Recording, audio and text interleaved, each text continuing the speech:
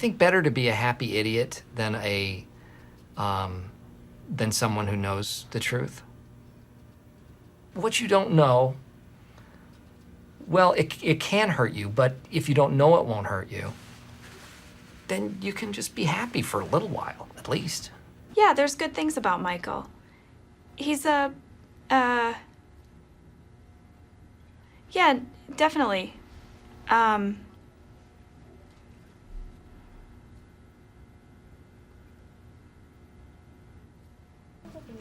The purse girl hits everything on my checklist. Creamy skin, straight teeth, curly hair, amazing breasts. Not for me, for my children. The Schrutes produce very thirsty babies. I want to be the guy who gives everything back. A check for the kids. And for the team, I want it to be like, hey, who donated that hospital wing that is saving so many lives? Well, I don't know. It was anonymous. Well, guess what? That was Michael Scott. But it was anonymous. How do you know? Because I'm him. In the wild, there is no health care. In the wild, health care is, ow, I hurt my leg. I can't run. A lion eats me, and I'm dead. Well, I'm not dead. I'm the lion. You're dead. Anytime Michael asks me to do anything, I just tell him that Dwight should do it. Yes, I can do it. I'm your man. Right now, this is just a job. If I advance any higher in this company, then this would be my career. And, well, if this were my career, I'd have to throw myself in front of a train. The perfect girl for me would be Kuniko Taka. She has the most amazing story. She was orphaned at the age of 10 when both her parents were assassinated. Then she was taken in by a wealthy but very cruel businessman. So she practiced Aikido in secret for years until she could avenge the death of her parents. When I am backed into a corner, that is when I come alive. See, I learned improv from the greats like Drew Carey and Ryan Stiles. Oh, yeah! This...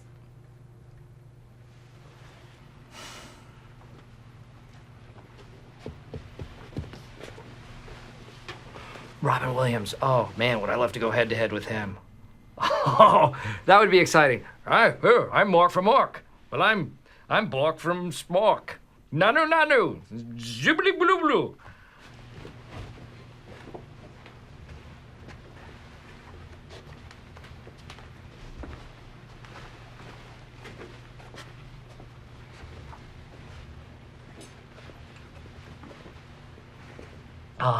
Carson, Letterman, you know.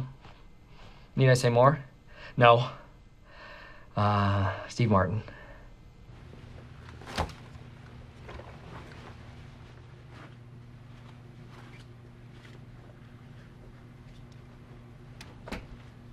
Oh, Jan wants you to call her.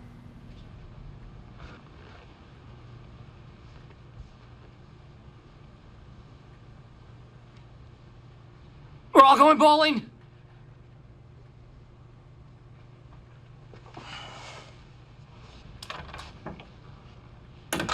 Coffee is the great incentivizer in the office.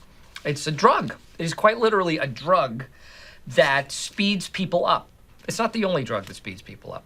You hear stories about Dunder Mifflin in the 80s, before everybody knew how bad cocaine was. Gah, man, did they move paper. It looks like there's gonna be downsizing, and it's part of my job, but blah. I hate it. I think the main difference between me and Donald Trump is that I get no pleasure out of saying the words, "You're fired." You're fired. You're fired. He just makes people sad, and an office can't function that way. No way. You're fired. I think if I had a catchphrase, it would be, "You're hired, and you can work here as long as you want." But that's unrealistic, so. Okay. When I am playing hoops, all of the stress and responsibility of my job here just melts away. It's gone. I'm in this zone. Who am I?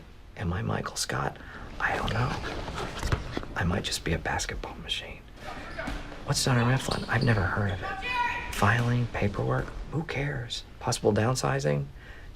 Well, that's probably gonna happen, actually. I regret my actions. I regret offending my coworkers. I pledge to bring my best spirit of honesty, empathy, respect, and open-mindedness, is that even a word? Into the workplace. In this way, I can truly be a hero. Signed, Daffy Duck.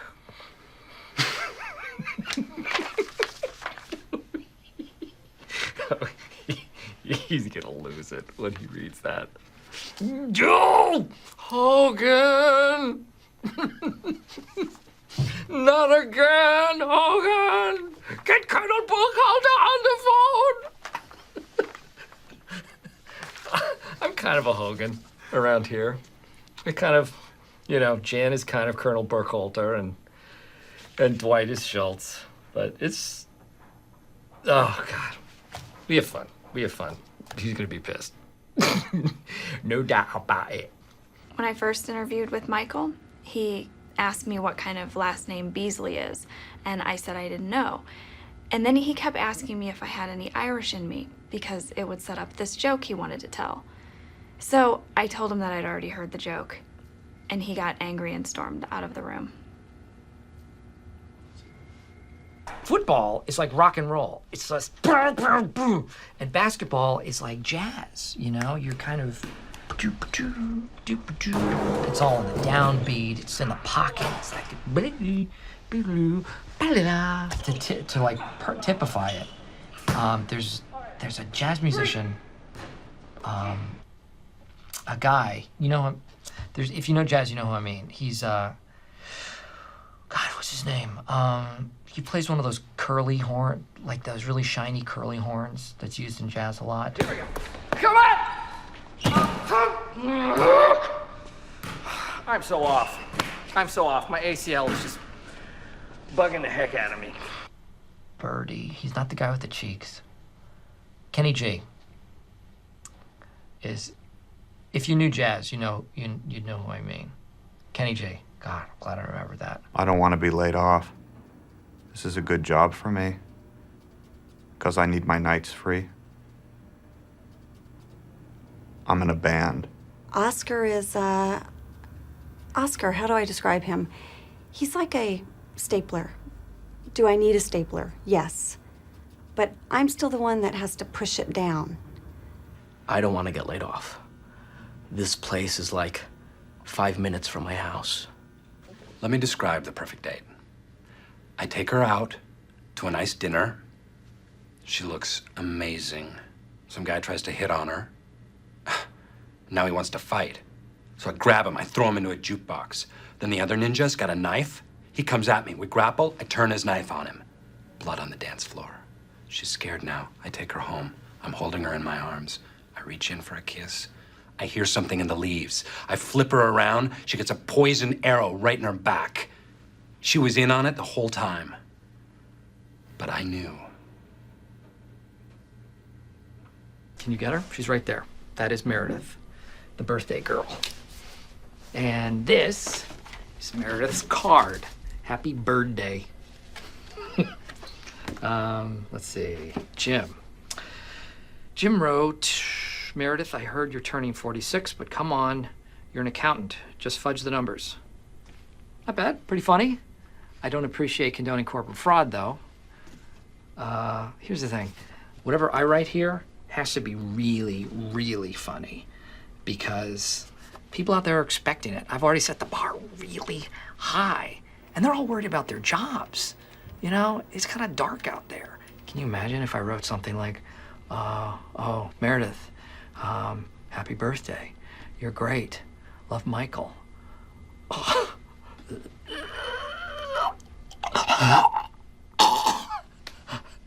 People I respect, heroes of mine, would be Bob Hope, Abraham Lincoln, definitely, Bono, and probably God would be the fourth one. And I just think all those people really helped the world in so many ways that it's really beyond words. It's really incalculable. I think you can play like you could when you were a kid. I think you can never give up the play. Because if people stop playing, then they stop living. It's like a shark. If a shark stops playing, he stops living. And sharks are very playful creatures. And see, hoops transcends play, though. When I am playing, it's more than play. It's as if, are you ever in a place where you don't hear anything? You don't hear anything that's going on around you. People could be talking to you, and it's just, that happens to me all the time, because when I am in this place of basketball, that's all I'm thinking about. That's all I care about. People could be talking and saying some very important things, and I don't care because I don't hear them, because my mind is somewhere else. My mind is on ball into the basket. I don't care how it gets there. That's where it's going to go. So it's like this singularity of purpose, as I like to call it. Short. And I don't hear a word. No! Yes, everybody deserves a turn. Leadership. Yes, here. Phyllis.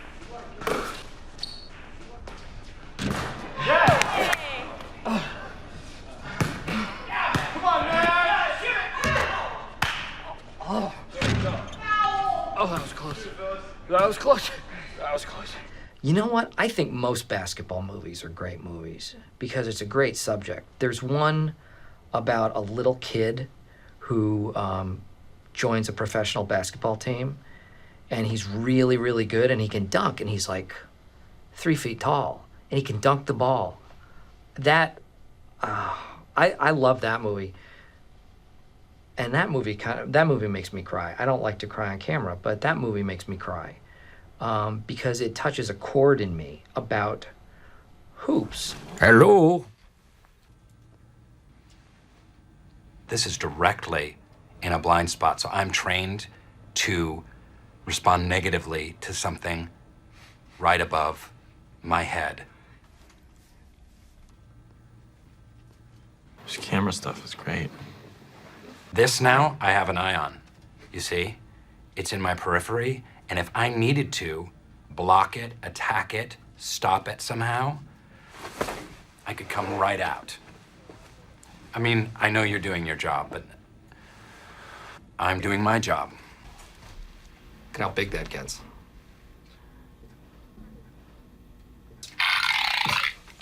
It's like Smarty Pants, but I call it Farty Pants. So a guy called and he literally thought that our ad said opiate paper. Opiate paper. And he bought a fair amount of opiate paper. I did correct him once. I said copier paper, and he just didn't hear me. So, but it was a good month. Can I just say one thing? My friend is Jewish, Eric Geller, and a couple of years ago, he showed me how I can plant a tree in Israel. So I planted a tree. So, you know, because, yeah, we work in paper, but, you know, I try to give back. I want people when they come in here to just know that it's not all business. It's mostly business, but it's not all business. It's business, but it's kind of, there's the fun side of business. A lot of people have some complaints about Michael being too tough of a boss. I don't think Michael's a tough boss. I like discipline. I like being told what to do. I get off on it. I know what people say about me. I don't have a sense of humor, but that's just not true. I find a lot of things funny. Monkeys are funny. They're very funny. I guess my main philosophy is this. I know how to kill you, but that doesn't necessarily mean that I will. Hello, I'm Michael Scott. I'm the best boss in the world. How come Chris Rock can do a routine and everybody finds it hilarious and groundbreaking, and then I go and do the exact same routine, same comedic timing, and people file a complaint to corporate? Is it because I'm white and Chris is black? Why? Because Martin Luther King is a hero of mine. There's this great Chris Rock bit about how streets named after Martin Luther King tend to be more violent. I'm not gonna do it, but it's... You'll notice I didn't have anybody be an Arab. I thought that would be too explosive. No pun intended. But I just saw too soon for Arabs. Maybe next year. You know, the ball's in their court. I'm a deer hunter. I go all the time with my dad. One thing about deer, they have very good vision. One thing about me, I am better at hiding than they are at vision. Can I trust Jim? I don't know. Do I have a choice? No. Frankly, I don't. Will I trust Jim? Yes. Should I trust Jim? You tell me.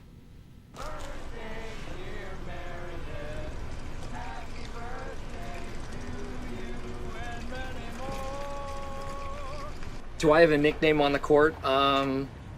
Well, the answer would be nice, but it's taken, so... probably the question. The answer dishes to the question. The question back to the answer. Answer over to the question. The answer, 3 points. The question, 6 points. Nothing but net. Question, who's the best player in the league? Answer, the question. Or the Dunkmeister. Stanley, of course. I'm sorry? What do you play, center? Why, of course? What's that supposed to mean? I don't know. I don't remember saying that. I heard it. Well, people hear a lot of things, man.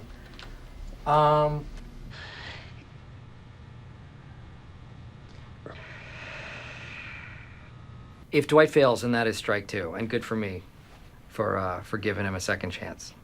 And if he succeeds, then, you know, no one will be prouder than I am. I've groomed him. I made him what he is today. Unless he fails, and I've talked about that already. We stole Dwight's trash can, and we found some of his early attempts at his sign. Okay, here's, this is very simple. Dwight's workspace. Nice. This one's interesting. The power comes from the font in this one. Shroot space. Very medieval, very England. This one's forceful, this one's very Dwight. Quiet! Dwight Schrute working. It's good. I really heard him on that. This one's interesting. I'm not really sure what he meant by this. Dwight Schrute, privates. Tough to say. Yeah. He might have meant private eye. He might have meant private eye. You know what, though? I'm going to be willing to bet that it wasn't a typo. It just is that this wasn't meant to be put on the door. This is for him. This is his own special sign. And we'll keep it. We won't tell him where we got it, but we'll tell him that he should hold on to it. Okay, so I don't know what the surprise is. Am I worried? No. No way. See, I thrive on this. This is my world. This is improv. This is whose line is it anyway? All right, let's play a little game. Throw me out at a location. Office, okay? How about a situation? You promise your employees a surprise, and you don't have one, okay? Ready? Here we go. And go.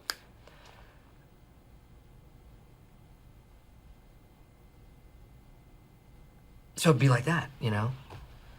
And, you know, if I was up on a stage, it'd just be rolling, so. You know, you don't want to say, oh, people find me charming, but because that's probably not charming to say that. But I think people do. I live by one rule. No office romances, no way. Very messy, inappropriate. No. But I live by another rule. Just do it. Nike. Why do women find Michael Scott attractive? Why do women appeal to Michael Scott? I guess because I'm an authority figure, because I have a lot of power. Women are attracted to that. That's appealing to women. I think I'm a little bit of a bad boy. They're a little mystery to me. I mean, I don't just lay it all out there. I think, you know, you have to hold something back. I don't think I'm too shabby to look at.